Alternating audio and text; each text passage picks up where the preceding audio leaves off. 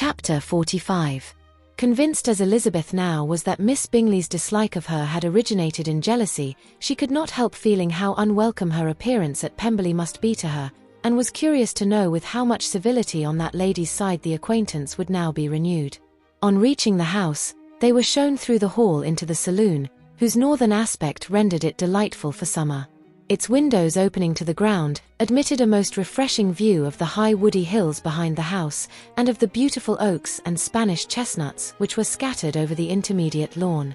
In this house they were received by Miss Darcy, who was sitting there with Mrs. Hurst and Miss Bingley, and the lady with whom she lived in London. Georgiana's reception of them was very civil, but attended with all the embarrassment which, though proceeding from shyness and the fear of doing wrong, would easily give to those who felt themselves inferior the belief of her being proud and reserved. Mrs. Gardiner and her niece, however, did her justice, and pitied her. By Mrs. Hurst and Miss Bingley they were noticed only by a curtsy, and, on their being seated, a pause, awkward as such pauses must always be, succeeded for a few moments. It was first broken by Mrs. Annesley, a genteel, agreeable-looking woman, whose endeavour to introduce some kind of discourse proved her to be more truly well-bred than either of the others, and between her and Mrs. Gardiner, with occasional help from Elizabeth, the conversation was carried on. Miss Darcy looked as if she wished for courage enough to join in it, and sometimes did venture a short sentence when there was least danger of its being heard. Elizabeth soon saw that she was herself closely watched by Miss Bingley, and that she could not speak a word, especially to Miss Darcy, without calling her attention. This observation would not have prevented her from trying to talk to the latter had they not been seated at an inconvenient distance, but she was not sorry to be spared the necessity of saying much. Her own thoughts were employing her. She expected every moment that some of the gentlemen would enter the room. She feared that the master of the house might be amongst them, and whether she wished or feared it most, she could scarcely determine. After sitting in this manner a quarter of an hour without hearing Miss Bingley's voice, Elizabeth was roused by receiving from her a cold inquiry after the health of her family. She answered with equal indifference and brevity, and the others said no more. The next variation which their visit afforded was produced by the entrance of servants with cold meat, cake, and a variety of all the finest fruits in season, but this did not take place till after many a significant look and smile from Mrs. Annesley to Miss Darcy had been given, to remind her of her post. There was now employment for the whole party, for though they could not all talk, they could all eat, and the beautiful pyramids of grapes, nectarines, and peaches soon collected them round the table. While thus engaged, Elizabeth had a fair opportunity of deciding whether she most feared or wished for the appearance of Mr. Darcy, by the feelings which prevailed on his entering the room, and then, though but a moment before she had believed her wishes to predominate, she began to regret that he came. He had been some time with Mr. Gardiner, who, with 2 or 3 other gentlemen from the house, was engaged by the river, and had left him only on learning that the ladies of the family intended a visit to Georgiana that morning. No sooner did he appear than Elizabeth wisely resolved to be perfectly easy and unembarrassed, a resolution the more necessary to be made, but perhaps not the more easily kept, because she saw that the suspicions of the whole party were awakened against them, and that there was scarcely an eye which did not watch his behaviour when he first came into the room. In no countenance was attentive curiosity so strongly marked as in Miss Bingley's, in spite of the smiles which overspread her face whenever she spoke to one of its objects, for jealousy had not yet made her desperate, and her attentions to Mr. Darcy were by no means over. Miss Darcy, on her brother's entrance, exerted herself much more to talk, and Elizabeth saw that he was anxious for his sister and herself to get acquainted, and forwarded as much as possible every attempt at conversation on either side. Miss Bingley saw all this likewise, and, in the imprudence of anger, took the first opportunity of saying, with sneering civility, "Pray, Miss Eliza, are not the Shire militia removed from Meryton? They must be a great loss to your family." In Darcy's presence she dared not mention Wickham's name, but Elizabeth instantly comprehended that he was uppermost in her thoughts, and the various recollections connected with him gave her a moment's distress, but exerting herself vigorously to repel the ill-natured attack, she presently answered the question in a tolerably detached tone. While she spoke, an involuntary glance showed her Darcy, with a heightened complexion, earnestly looking at her, and his sister overcome with confusion, and unable to lift up her eyes. Had Miss Bingley known what pain she was then giving her beloved friend, she undoubtedly would have refrained from the hint, but she had merely intended to discompose Elizabeth by bringing forward the idea of a man to whom she believed her partial, to make her betray a sensibility which might injure her in Darcy's opinion, and, perhaps, to remind the latter of all the follies and absurdities by which some part of her family were connected with that corps. Not a syllable had ever reached her of Miss Darcy's meditated elopement. To no creature had it been revealed, where secrecy was possible, except to Elizabeth, and from all Bingley's connections her brother was particularly anxious to conceal it, from the very wish which Elizabeth had long ago attributed to him, of their becoming hereafter her own. He had certainly formed such a plan, and without meaning that it should affect his endeavour to separate him from Miss Bennet, it is probable that it might add something to his lively concern for the welfare of his friend. Elizabeth's collected behaviour, however, soon quieted his emotion, and as Miss Bingley, vexed and disappointed, dared not approach nearer to Wickham, Georgiana also recovered in time, though not enough to be able to speak any more. Her brother, whose eye she feared to meet, scarcely recollected her interest in the affair, and the very circumstance which had been designed to turn his thoughts from Elizabeth seemed to have fixed them on her more and more cheerfully. Their visit did not continue long after the question and answer above mentioned, and while Mr. Darcy was attending them to their carriage, Miss Bingley was venting her feelings in criticisms on Elizabeth's person, behaviour, and dress. But Georgiana would not join her. Her brother's recommendation was enough to ensure her favour, his judgment could not err. And he had spoken in such terms of Elizabeth as to leave Georgiana without the power of finding her otherwise than lovely and amiable. When Darcy returned to the saloon, Miss Bingley could not help repeating to him some part of what she had been saying to his sister. "How very ill Miss Eliza Bennet looks this morning, Mr. Darcy," she cried. "I never in my life saw anyone so much altered as she is since the winter. She is grown so brown and coarse. Louisa and I were agreeing that we should not have known her again." However little Mr. Darcy might have liked such an address, he contented himself with coolly replying that he perceived no other alteration than her being rather tanned, no miraculous consequence of travelling in the summer. "For my own part," she rejoined, "I must confess that I never could see any beauty in her. Her face is too thin, her complexion has no brilliancy, and her features are not at all handsome. Her nose wants character, there is nothing marked in its lines. Her teeth are tolerable, but not out of the common way, and as for her eyes, which have sometimes been called so fine, I could never see anything extraordinary in them. They have a sharp, shrewish look, which I do not like at all, and in her air altogether there is a self-sufficiency without fashion, which is intolerable." Persuaded as Miss Bingley was that Darcy admired Elizabeth, this was not the best method of recommending herself, but angry people are not always wise, and in seeing him at last look somewhat nettled, she had all the success she expected. He was resolutely silent, however, and, from a determination of making him speak, she continued, "I remember, when we first knew her in Hertfordshire, how amazed we all were to find that she was a reputed beauty, and I particularly recollect your saying one night, after they had been dining at Netherfield, 'She a beauty? I should as soon call her mother a wit.' But afterwards, she seemed to improve on you, and I believe you thought her rather pretty at one time." "Yes," replied Darcy, who could contain himself no longer. "but that was only when I first saw her, for it is many months since I have considered her as one of the handsomest women of my acquaintance." He then went away, and Miss Bingley was left to all the satisfaction of having forced him to say what gave no one any pain but herself. Mrs. Gardiner and Elizabeth talked of all that had occurred during their visit, as they returned, except what had particularly interested them both. The look and behaviour of everybody they had seen were discussed, except of the person who had mostly engaged their attention. They talked of his sister, his friends, his house, his fruit, of everything but himself. Yet Elizabeth was longing to know what Mrs. Gardiner thought of him, and Mrs. Gardiner would have been highly gratified by her niece's beginning the subject. Chapter 46. Elizabeth had been a good deal disappointed in not finding a letter from Jane on their first arrival at Lambton, and this disappointment had been renewed on each of the mornings that had now been spent there, but on the third her repining was over, and her sister justified, by the receipt of 2 letters from her at once, on one of which was marked that it had been missent elsewhere. Elizabeth was not surprised at it, as Jane had written the direction remarkably ill. They had just been preparing to walk as the letters came in, and her uncle and aunt, leaving her to enjoy them in quiet, set off by themselves. The one Miss sent must first be attended to. It had been written 5 days ago.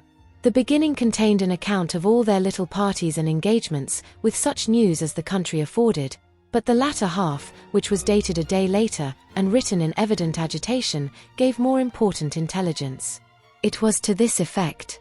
Since writing the above, dearest Lizzie, something has occurred of a most unexpected and serious nature, but I am afraid of alarming you. Be assured that we are all well.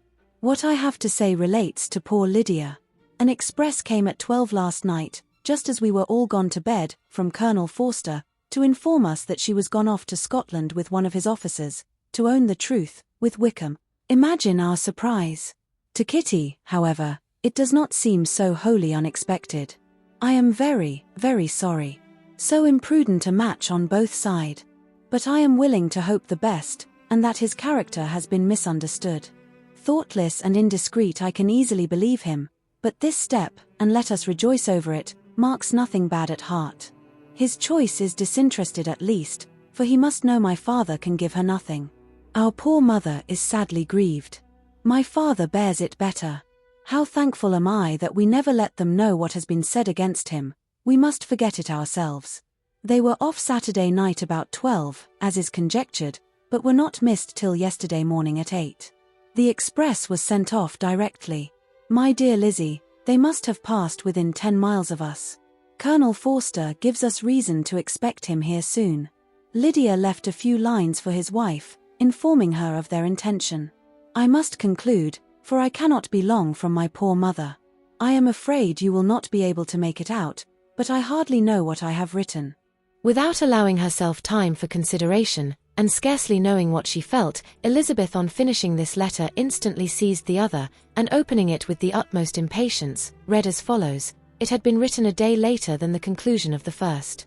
By this time, my dearest sister, you have received my hurried letter. I wish this may be more intelligible, but though not confined for time, my head is so bewildered that I cannot answer for being coherent. Dearest Lizzie, I hardly know what I would write, but I have bad news for you, and it cannot be delayed. Imprudent as the marriage between Mr. Wickham and our poor Lydia would be, we are now anxious to be assured it has taken place, for there is but too much reason to fear they are not gone to Scotland. Colonel Forster came yesterday, having left Brighton the day before, not many hours after the express.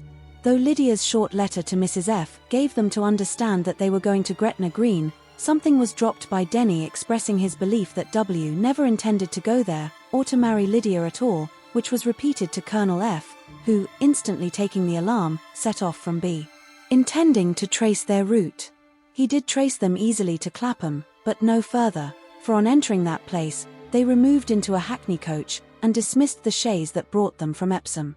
All that is known after this is, that they were seen to continue the London road.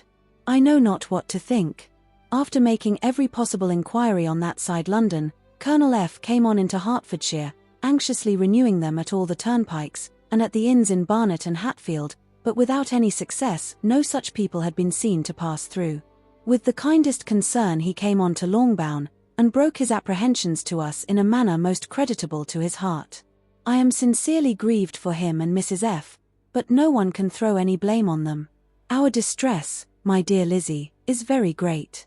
My father and mother believe the worst, but I cannot think so ill of him. Many circumstances might make it more eligible for them to be married privately in town than to pursue their first plan, and even if he could form such a design against a young woman of Lydia's connections, which is not likely, can I suppose her so lost to everything? Impossible. I grieve to find, however, that Colonel F. is not disposed to depend upon their marriage. He shook his head when I expressed my hopes, and said he feared W. was not a man to be trusted. My poor mother is really ill, and keeps her room. Could she exert herself, it would be better, but this is not to be expected. And as to my father, I never in my life saw him so affected. Poor Kitty has anger for having concealed their attachment, but as it was a matter of confidence, one cannot wonder. I am truly glad, dearest Lizzie, that you have been spared something of these distressing scenes, But now, as the first shock is over, shall I own that I long for your return? I am not so selfish, however, as to press for it, if inconvenient. Adieu. I take up my pen again to do what I have just told you I would not, but circumstances are such that I cannot help earnestly begging you all to come here as soon as possible. I know my dear uncle and aunt so well, that I am not afraid of requesting it, though I have still something more to ask of the former. My father is going to London with Colonel Forster instantly, to try to discover her. What he means to do I am sure I know not, but his excessive distress will not allow him to pursue any measure in the best and safest way, and Colonel Forster is obliged to be at Brighton again tomorrow evening. In such an exigence, my uncle's advice and assistance would be everything in the world. He will immediately comprehend what I must feel, and I rely upon his goodness. Oh, where is my uncle? cried Elizabeth, darting from her seat as she finished the letter, in eagerness to follow him, without losing a moment of the time so precious. But as she reached the door it was opened by a servant, and Mr. Darcy appeared. Her pale face and impetuous manner made him start, and before he could recover himself to speak, she, in whose mind every idea was superseded by Lydia's situation, hastily exclaimed, I beg your pardon, but I must leave you. I must find Mr. Gardner this moment, on business that cannot be delayed. I have not an instant to lose. Good God! What is the matter? cried he, with more feeling than politeness. Then recollecting himself, I will not detain you a minute, but let me, or let the servant go after Mr. and Mrs. Gardner. You are not well enough, you cannot go yourself. Elizabeth hesitated, but her knees trembled under her and she felt how little would be gained by her attempting to pursue them. Calling back the servant, therefore, she commissioned him, though in so breathless an accent as made her almost unintelligible, to fetch his master and mistress home instantly. On his quitting the room she sat down, unable to support herself, and looking so miserably ill, that it was impossible for Darcy to leave her, or to refrain from saying, in a tone of gentleness and commiseration, Let me call your maid. Is there nothing you could take to give you present relief? A glass of wine, shall I get you one? You are very ill. No, I thank you. she replied, endeavoring to recover herself. There is nothing the matter with me. I am quite well. I am only distressed by some dreadful news which I have just received from Longbourn. She burst into tears as she alluded to it, and for a few minutes could not speak another word. Darcy, in wretched suspense, could only say something indistinctly of his concern, and observe her in compassionate silence. At length she spoke again. I have just had a letter from Jane, with such dreadful news. It cannot be concealed from anyone. My younger sister has left all her friends, has eloped, has thrown herself into the power of Mr. Wickham. They are gone off together from Brighton. You know him too well to doubt the rest. She has no money, no connections, nothing that can tempt him to. She is lost forever. Darcy was fixed in astonishment. When I consider that I might have prevented it, I, who knew what he was. Had I but explained some part of it only, some part of what I learnt, to my own family, had his character been known, this could not have happened. But it is all too late now. I am grieved indeed. Cried Darcy. Grieved, shocked. But is it certain, absolutely certain? Oh, yes. They left Brighton together on Sunday night, and were traced almost to London, but not beyond. They are certainly not gone to Scotland. And what has been done, what has been attempted, to recover her? My father is gone to London, and Jane has written to beg my uncle's immediate assistance, and we shall be off, I hope, in half an hour. But nothing can be done. I know very well that nothing can be done. How is such a man to be worked on? How are they even to be discovered? I have not the smallest hope. It is every way horrible. Darcy shook his head in silent acquiescence. When my eyes were opened to his real character, oh, had I known what I ought, what I dared to do. But I knew not. I was afraid of doing too much. Wretched, wretched mistake.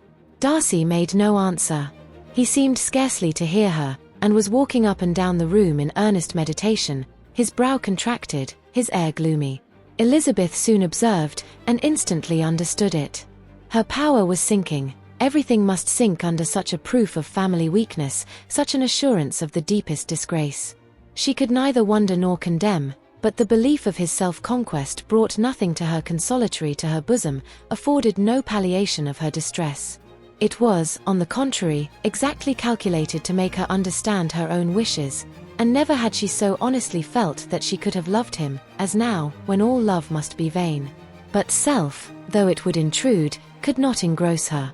Lydia, the humiliation, the misery she was bringing on them all, soon swallowed up every private care, and covering her face with her handkerchief, Elizabeth was soon lost to everything else, and, after a pause of several minutes, was only recalled to a sense of her situation by the voice of her companion, who, in a manner which, though it spoke compassion, spoke likewise restraint, said, I am afraid you have been long desiring my absence, nor have I anything to plead in excuse of my stay, but real, though unavailing concern. Would to heaven that anything could be either said or done on my part that might offer consolation to such distress.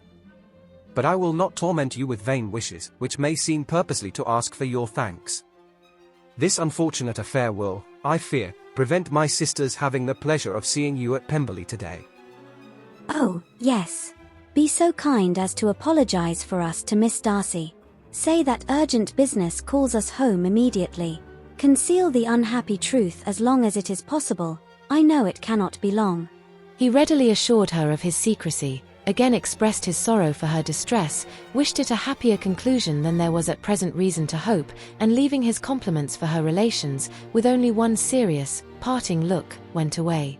As he quitted the room, Elizabeth felt how improbable it was that they should ever see each other again on such terms of cordiality as had marked their several meetings in Derbyshire, and as she threw a retrospective glance over the whole of their acquaintance, so full of contradictions and varieties, sighed at the perverseness of those feelings which would now have promoted its continuance, and would formerly have rejoiced in its termination.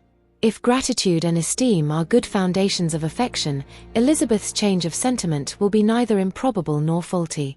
But if otherwise, if regard springing from such sources is unreasonable or unnatural, in comparison of what is so often described as arising on a first interview with its object, and even before two words have been exchanged, nothing can be said in her defense, except that she had given somewhat of a trial to the latter method in her partiality for Wickham, and that its ill success might, perhaps, authorize her to seek the other less interesting mode of attachment.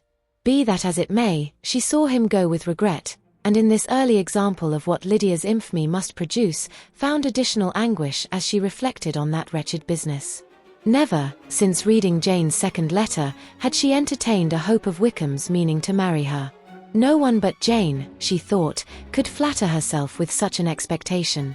Surprise was the least of her feelings on this development.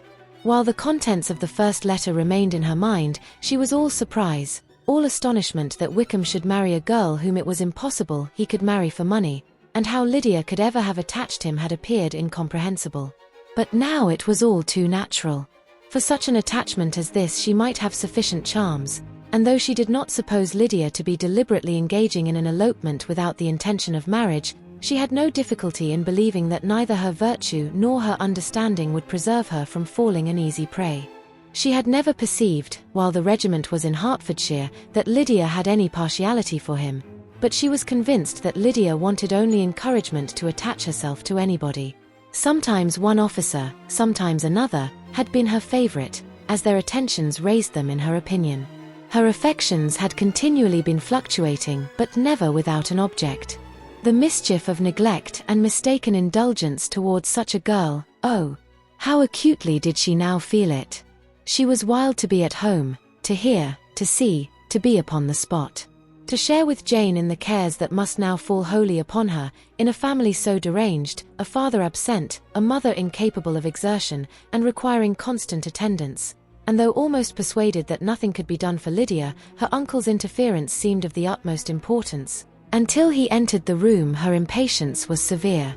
Mr. and Mrs. Gardiner had hurried back in alarm, supposing by the servant's account that their niece was taken suddenly ill, but satisfying them instantly on that head, she eagerly communicated the cause of their summons, reading the two letters aloud, and dwelling on the postscript of the last with trembling energy. Though Lydia had never been a favourite with them, Mr. and Mrs. Gardiner could not but be deeply afflicted.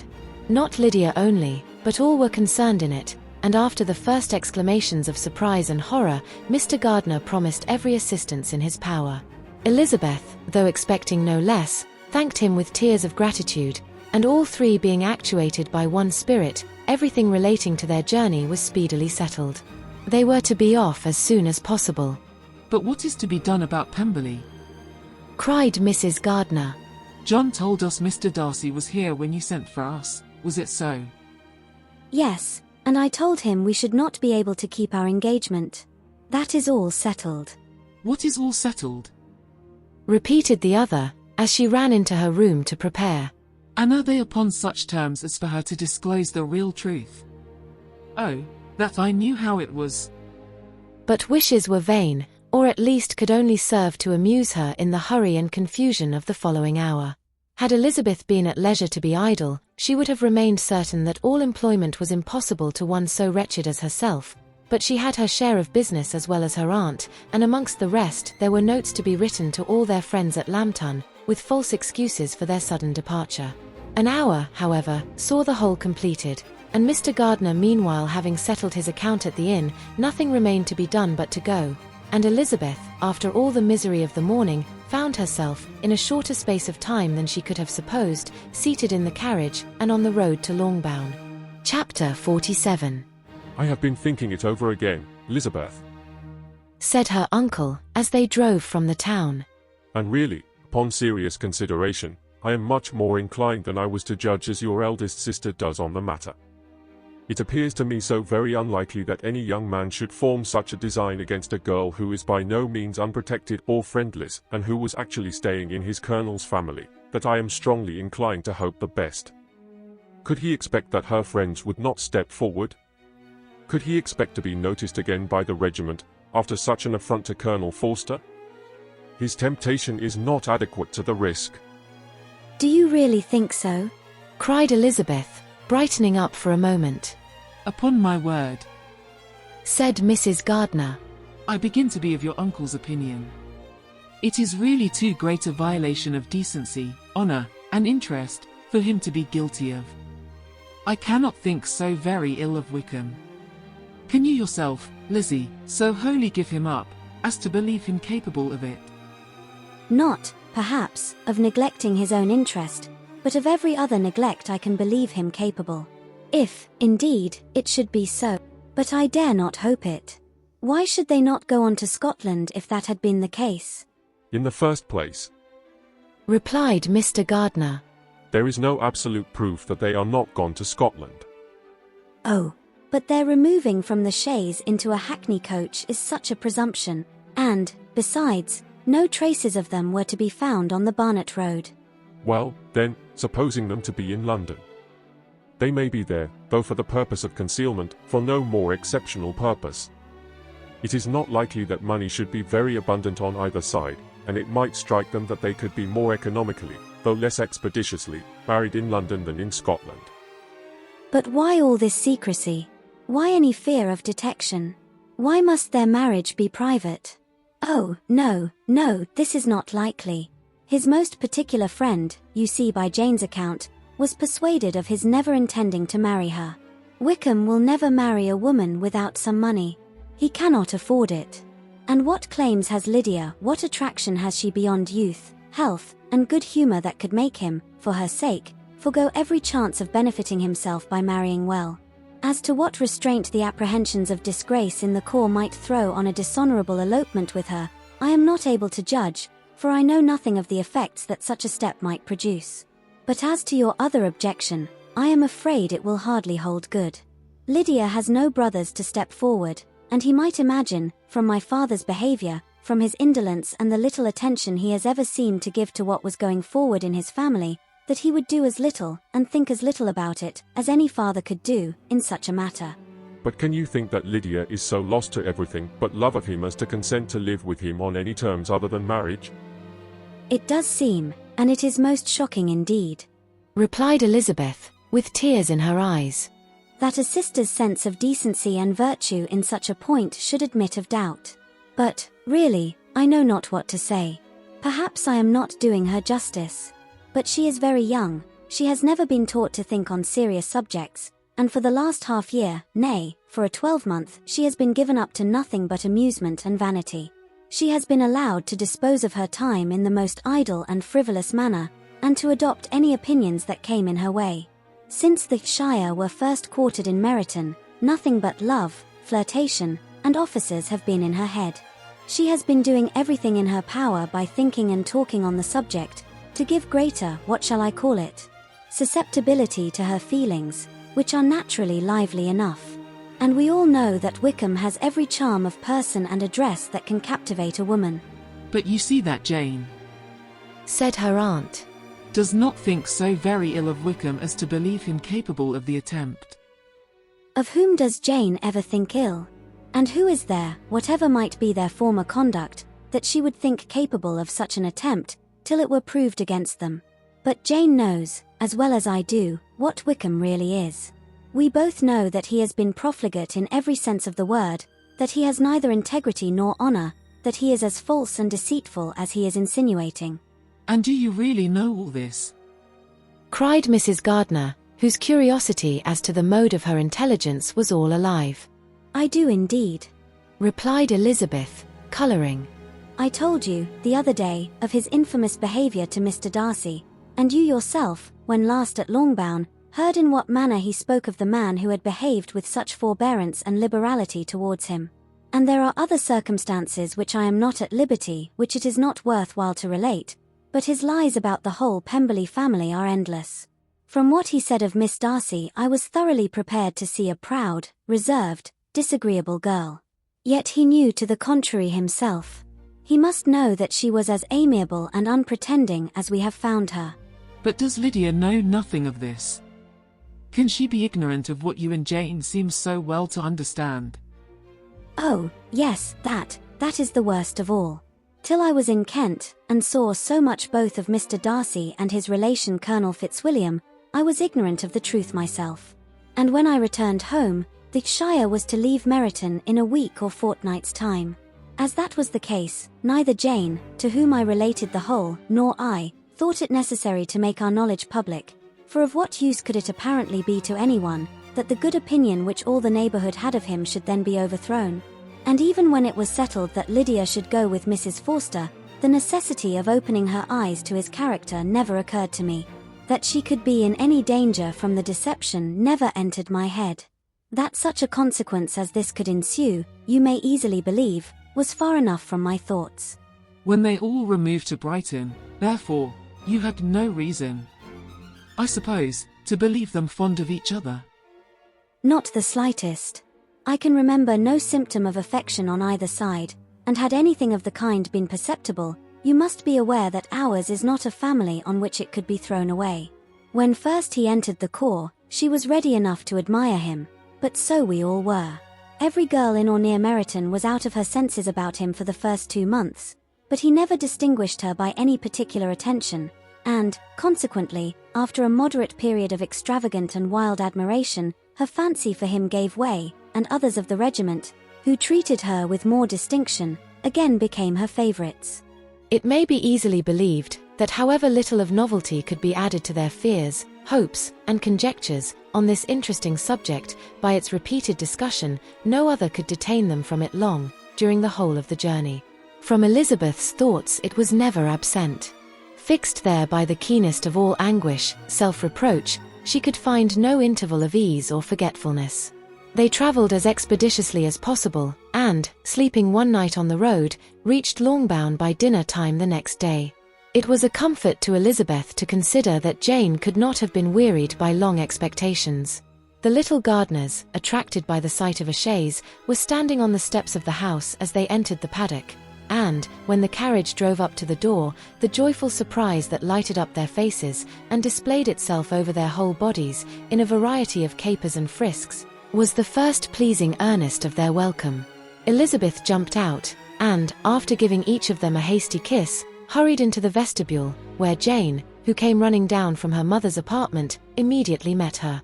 Elizabeth, as she affectionately embraced her, whilst tears filled the eyes of both, lost not a moment in asking whether anything had been heard of the fugitives. "Not yet," replied Jane. "but now that my dear uncle is come, I hope everything will be well." Is my father in town? "Yes, he went on Tuesday, as I wrote you word." And have you heard from him often? We have heard only twice. He wrote me a few lines on Wednesday to say that he had arrived in safety, and to give me his directions, which I particularly begged him to do. He merely added that he should not write again till he had something of importance to mention. And my mother, how is she? How are you all? My mother is tolerably well, I trust, though her spirits are greatly shaken. She is upstairs and will have great satisfaction in seeing you all. She does not yet leave her dressing room. Mary and Kitty, thank heaven, are quite well. But you, how are you? cried Elizabeth. You look pale. How much you must have gone through. Her sister, however, assured her of her being perfectly well, and their conversation, which had been passing while Mr. and Mrs. Gardiner were engaged with their children, was now put an end to by the approach of the whole party. Jane ran to her uncle and aunt, and welcomed and thanked them both, with alternate smiles and tears. When they were all in the drawing-room, the questions which Elizabeth had already asked were of course repeated by the others, and they soon found that Jane had no intelligence to give. The sanguine hope of good, however, which the benevolence of her heart suggested had not yet deserted her. She still expected that it would all end well, and that every morning would bring some letter, either from Lydia or her father, to explain their proceedings, and, perhaps, announce their marriage. Mrs. Bennet, to whose apartment they all repaired, after a few minutes' conversation together, received them exactly as might be expected, with tears and lamentations of regret, invectives against the villainous conduct of Wickham, and complaints of her own sufferings and ill-usage, blaming everybody but the person to whose ill-judging indulgence the errors of her daughter must principally be owing. "If I had been able," said she, "to carry my point in going to Brighton, with all my family, this would not have happened, but poor dear Lydia had nobody to take care of her. Why did the Forsters ever let her go out of their sight? I am sure there was some great neglect or other on their side, for she is not the kind of girl to do such a thing if she had been well looked after. I always thought they were very unfit to have the charge of her, but I was overruled, as I always am. Poor dear child. And now here's Mr. Bennet gone away, and I know he will fight Wickham, wherever he meets him, and then he will be killed, and what is to become of us all? The Collinses will turn us out before he is cold in his grave, and if you are not kind to us, brother, I do not know what we shall do." They all exclaimed against such terrific ideas, and Mr. Gardiner, after general assurances of his affection for her and all her family, told her that he meant to be in London the very next day, and would assist Mr. Bennet in every endeavour for recovering Lydia. Do not give way to useless alarm, added he. Though it is right to be prepared for the worst, there is no occasion to look on it as certain. It is not quite a week since they left Brighton. In a few days more we may gain some news of them. Until we know that they are not married, and have no design of marrying, do not let us give the matter over as lost. As soon as I get to town I shall go to my brother, and make him come home with me to Gracechurch Street, and then we may consult together as to what is to be done." "Oh, my dear brother," replied Mrs. Bennet, "that is exactly what I could most wish for. And now do, when you get to town, find them out, wherever they may be, and if they are not married already, make them marry.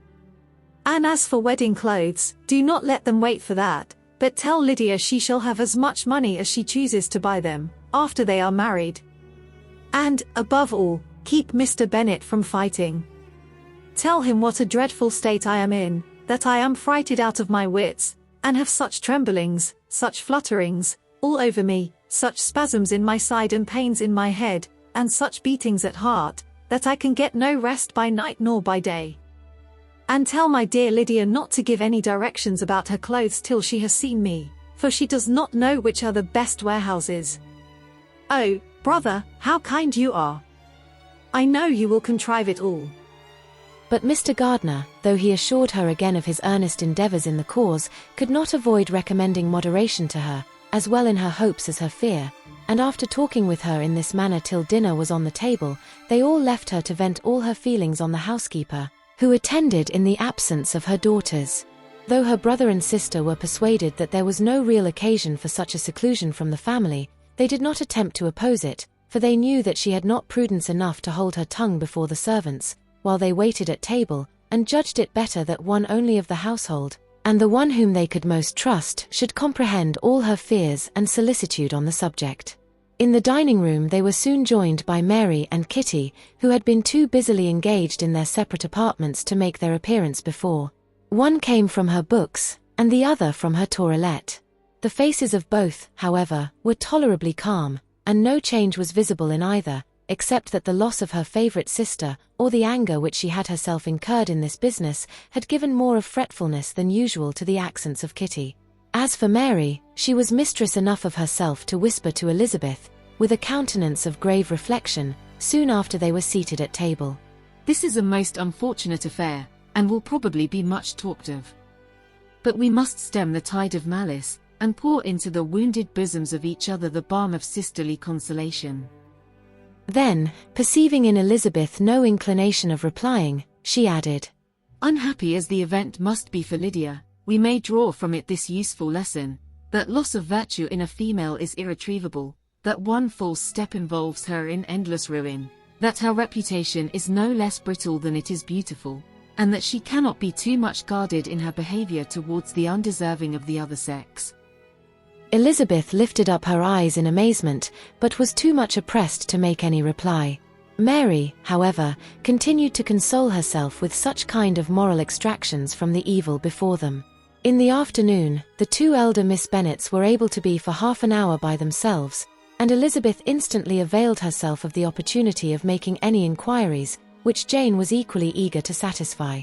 After joining in general lamentations over the dreadful sequel of this event, which Elizabeth considered as all but certain, and Miss Bennet could not assert to be wholly impossible, the former continued the subject, by saying, "But tell me all and everything about it which I have not already heard.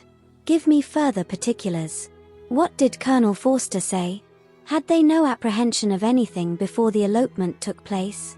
They must have seen them together for ever." Colonel Forster did own that he had often suspected some partiality, especially on Lydia's side, but nothing to give him any alarm. "I am so grieved for him.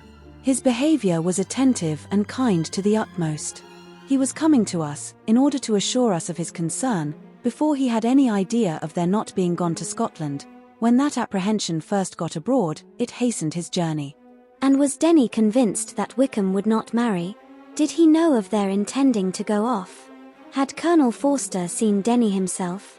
Yes, but, when questioned by him, Denny denied knowing anything of their plans, and would not give his real opinion about it. He did not repeat his persuasion of their not marrying, and from that, I am inclined to hope, he might have been misunderstood before. Until Colonel Forster came himself, not one of you entertained a doubt, I suppose, of their being really married?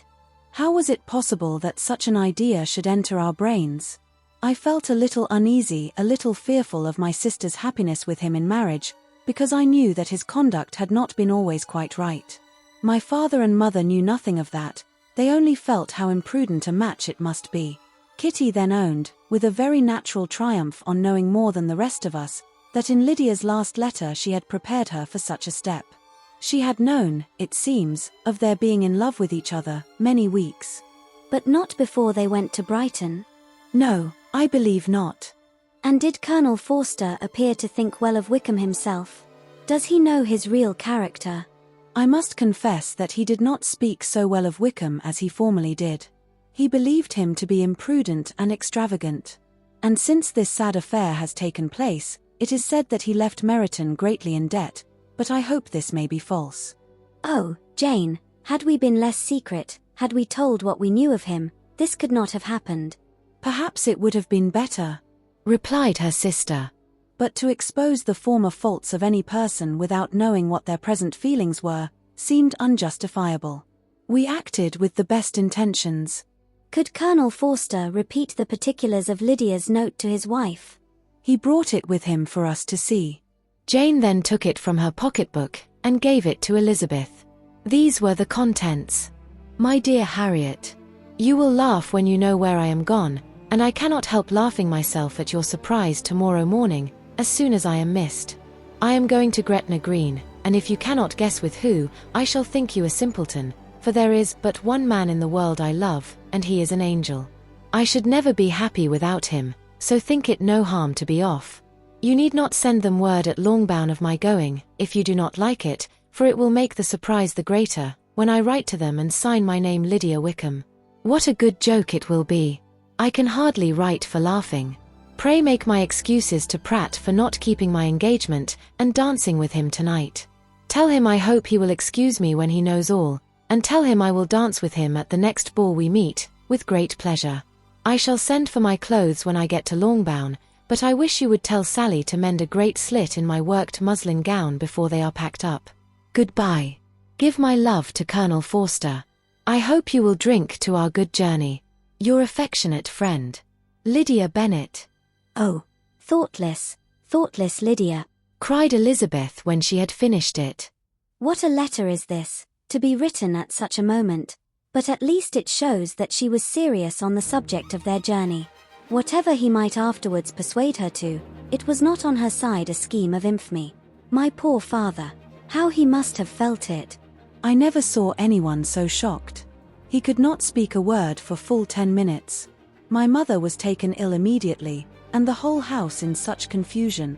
Oh, Jane, cried Elizabeth. Was there a servant belonging to it who did not know the whole story before the end of the day? I do not know. I hope there was. But to be guarded at such a time is very difficult.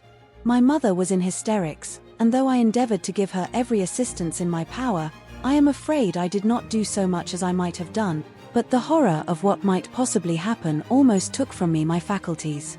Your attendance upon her has been too much for you. You do not look well. Oh, that I had been with you. You have had every care and anxiety upon yourself alone. Mary and Kitty have been very kind, and would have shared in every fatigue, I am sure, but I did not think it right for either of them. Kitty is slight and delicate, and Mary studies so much that her hours of repose should not be broken in on. My Aunt Phillips came to Longbourn on Tuesday, after my father went away, and was so good as to stay till Thursday with me. She was of great use and comfort to us all. And Lady Lucas has been very kind. She walked here on Wednesday morning to condole with us, and offered her services, or any of her daughters, if they should be of use to us. She had better have stayed at home, cried Elizabeth. Perhaps she meant well, but, under such a misfortune as this, one cannot see too little of one's neighbours. Assistance is impossible, condolence insufferable. Let them triumph over us at a distance, and be satisfied. She then proceeded to inquire into the measures which her father had intended to pursue, while in town, for the recovery of his daughter.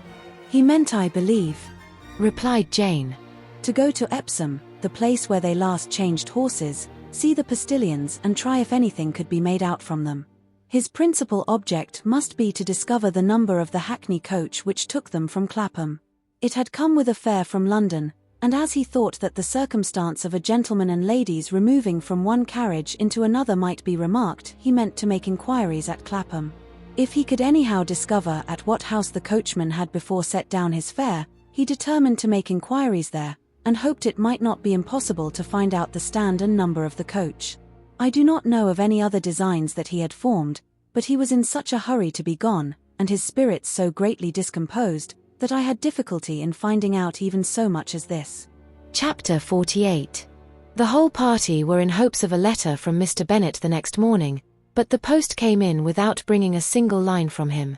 His family knew him to be, on all common occasions, a most negligent and dilatory correspondent, but at such a time they had hoped for exertion. They were forced to conclude that he had no pleasing intelligence to send, but even of that they would have been glad to be certain. Mr. Gardiner had waited only for the letters before he set off. When he was gone, they were certain at least of receiving constant information of what was going on, and their uncle promised, at parting, to prevail on Mr. Bennet to return to Longbourn, as soon as he could, to the great consolation of his sister, who considered it as the only security for her husband's not being killed in a duel. Mrs. Gardiner and the children were to remain in Hertfordshire a few days longer, as the former thought her presence might be serviceable to her nieces. She shared in their attendance on Mrs. Bennet, and was a great comfort to them in their hours of freedom. Their other aunt also visited them frequently, and always, as she said, with the design of cheering and heartening them up, though, as she never came without reporting some fresh instance of Wickham's extravagance or irregularity, she seldom went away without leaving them more dispirited than she found them. All Meryton seemed striving to blacken the man who, but 3 months before, had been almost an angel of light. He was declared to be in debt to every tradesman in the place, and his intrigues, all honoured with the title of seduction, had been extended into every tradesman's family. Everybody declared that he was the wickedest young man in the world, and everybody began to find out that they had always distrusted the appearance of his goodness.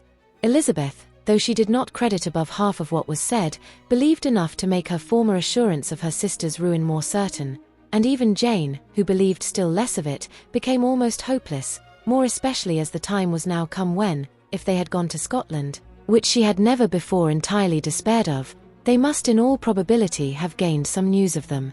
Mr. Gardiner left Longbourn on Sunday. On Tuesday his wife received a letter from him.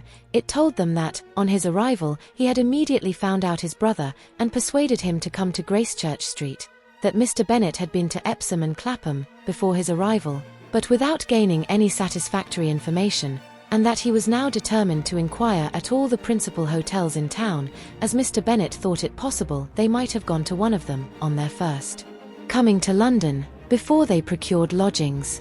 Mr. Gardiner himself did not expect any success from this measure, but as his brother was eager in it, he meant to assist him in pursuing it.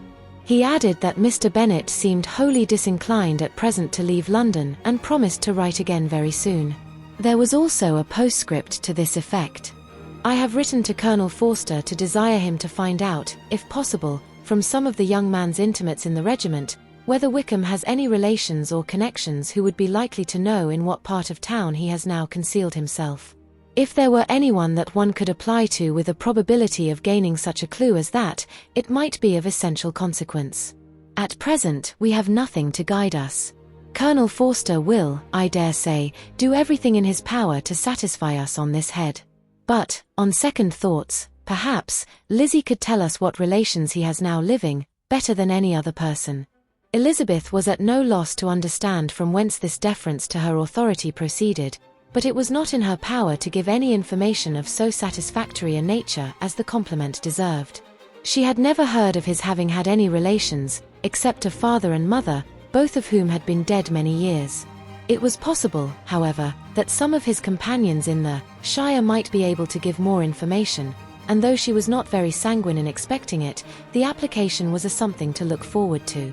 Every day at Longbourn was now a day of anxiety, but the most anxious part of each was when the post was expected. The arrival of letters was the grand object of every morning's impatience. Through letters, whatever of good or bad was to be told would be communicated, and every succeeding day was expected to bring some news of importance. But before they heard again from Mr. Gardiner, a letter arrived for their father, from a different quarter, from Mr. Collins, which, as Jane had received directions to open all that came for him in his absence, she accordingly read, and Elizabeth, who knew what curiosities his letters always were, looked over her, and read it likewise. It was as follows. My dear sir, I feel myself called upon, by our relationship, and my situation in life, to condole with you on the grievous affliction you are now suffering under, of which we were yesterday informed by a letter from Hertfordshire. Be assured, my dear sir, that Mrs. Collins and myself sincerely sympathize with you and all your respectable family, in your present distress, which must be of the bitterest kind, because proceeding from a cause which no time can remove. No arguments shall be wanting on my part that can alleviate so severe a misfortune or that may comfort you, under a circumstance that must be of all others the most afflicting to a parent's mind. The death of your daughter would have been a blessing in comparison of this. And it is the more to be lamented, because there is reason to suppose, as my dear Charlotte informs me, that this licentiousness of behaviour in your daughter has proceeded from a faulty degree of indulgence, though, at the same time, for the consolation of yourself and Mrs. Bennet, I am inclined to think that her own disposition must be naturally bad, or she could not be guilty of such an enormity, at so early an age. Howsoever that may be, you are grievously to be pitied, in which opinion I am not only joined by Mrs. Collins, but likewise by Lady Catherine and her daughter, to whom I have related the affair. They agree with me in apprehending that this false step in one daughter will be injurious to the fortunes of all the others, for who, as Lady Catherine herself condescendingly says, will connect themselves with such a family. And this consideration leads me moreover to reflect, with augmented satisfaction, on a certain event of last November, for had it been otherwise, I must have been involved in all your sorrow and disgrace. Let me then advise you, dear sir, to console yourself as much as possible, to throw off your unworthy child from your affection for ever, and leave her to reap the fruits of her own heinous offence. I am, dear sir, etc., etc. Mr. Gardner did not write again till he had received an answer from Colonel Forster, and then he had nothing of a pleasant nature to send. It was not known that Wickham had a single relationship with whom he kept up any connection, and it was certain that he had no near one living. His former acquaintances had been numerous, but since he had been in the militia, it did not appear that he was on terms of particular friendship with any of them. There was no one, therefore, who could be pointed out as likely to give any news of him, and in the wretched state of his own finances, there was a very powerful motive for secrecy, in addition to his fear of discovery by Lydia's relations, for it had just transpired that he had left gaming debts behind him to a very considerable amount. Colonel Forster believed that more than £1,000 would be necessary to clear his expenses at Brighton. He owed a good deal in town, but his debts of honour were still more formidable. Mr. Gardner did not attempt to conceal these particulars from the Longbourn family. Jane heard them with horror. "A gamester," she cried. "This is wholly unexpected. I had not an idea of it." Mr. Gardner added in his letter that they might expect to see their father at home on the following day, which was Saturday. Rendered spiritless by the ill success of all their endeavours, he had yielded to his brother-in-law's entreaty that he would return to his family, and leave it to him to do whatever occasion might suggest to be advisable for continuing their pursuit. When Mrs. Bennet was told of this, she did not express so much satisfaction as her children expected, considering what her anxiety for his life had been before. "What, is he coming home, and without poor Lydia?" she cried. "Sure he will not leave London before he has found them. Who is to fight Wickham, and make him marry her, if he comes away?" As Mrs. Gardner began to wish to be at home, it was settled that she and the children should go to London, at the same time that Mr. Bennet came from it. The coach, therefore, took them the first stage of their journey, and brought its master back to Longbourn.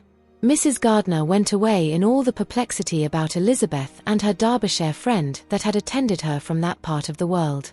His name had never been voluntarily mentioned before them by her niece, and the kind of half-expectation which Mrs. Gardner had formed of their being followed by a letter from him had ended in nothing. Elizabeth had received none since her return that could come from Pemberley. The present unhappy state of the family rendered any other excuse for the lowness of her spirits unnecessary. Nothing, therefore, could be fairly conjectured from that, though Elizabeth, who was by this time tolerably well acquainted with her own feelings, was perfectly aware that, had she known nothing of Darcy, she could have borne the dread of Lydia's infamy somewhat better. It would have spared her, she thought, one sleepless night out of 2.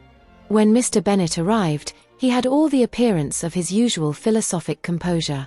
He said as little as he had ever been in the habit of saying, made no mention of the business that had taken him away, and it was some time before his daughters had courage to speak of it.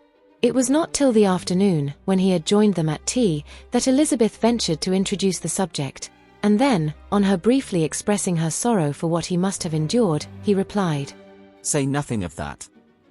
Who should suffer but myself? It has been my own doing, and I ought to feel it." "You must not be too severe upon yourself," replied Elizabeth.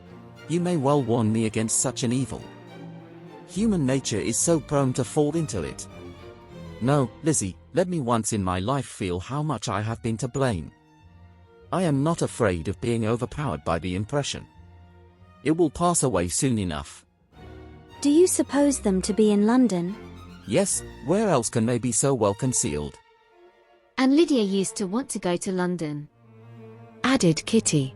"She is happy then," said her father dryly. "and her residence there will probably be of some duration." Then after a short silence he continued, "Lizzie, I bear you no ill will for being justified in your advice to me last May, which, considering the event, shows some greatness of mind." They were interrupted by Miss Bennet, who came to fetch her mother's tea. "This is a parade," he cried. "which does one good, it gives such an elegance to misfortune. Another day I will do the same. I will sit in my library, in my nightcap and powdering gown, and give as much trouble as I can, or, perhaps, I may defer it till Kitty runs away. I am not going to run away, Papa, said Kitty fretfully. If I should ever go to Brighton, I would behave better than Lydia. You go to Brighton. I would not trust you so near it as Eastbourne for £50. No, Kitty, I have at last learned to be cautious, and you will feel the effects of it. No officer is ever to enter into my house again, nor even to pass through the village. Balls will be absolutely prohibited, unless you stand up with one of your sisters. And you are never to stir out of doors till you can prove that you have spent 10 minutes of every day in a rational manner. Kitty, who took all these threats in a serious light, began to cry. Well, well, said he. Do not make yourself unhappy. If you are a good girl for the next 10 years, I will take you to a review at the end of them.